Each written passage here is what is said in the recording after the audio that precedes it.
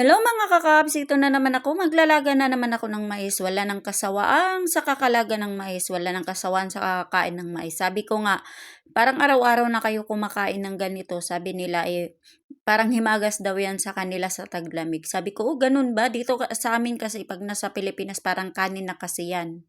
Tsaka hindi normal yung kinakain namin na araw-araw kasi nga mabigat sa yan. Kasi kung sa amin kasi yan, parang bigas na talaga siya.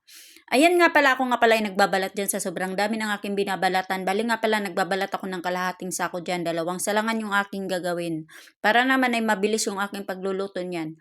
Pag dito naman kasi, pag nagluluto ako ng ganyan, nagtatawag talaga yung mga amo ko ng mga kapatid niya or sino yung kaibigan niya para naman may kasama silang kumakain na nagtatambay sila sa labas. Alam nyo, malamig ang panahon dito. Basta taglabas na ng mga mais yan.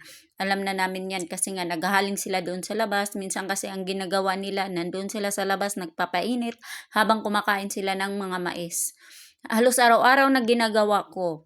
At yan naman sa part na yan, bali nga pala akin na yan huhugasan kasi tapos na ako magbabalat niyan. Sa sobrang dami ba naman kasi sa kalahating sako ba naman yung aking gagawin. Bali ang gagawin ko nga 2 salangan. Ayan nga pala, inilagyan ko na ng tubig. Bali hindi ko na tinatanggalan ng parang mga buhok-buhok niya kasi okay lang naman yan. At yan unang salang nga, ayan ay natapos na yung aking pagsasalang ng una, ayan na rin yung aking pangalawa.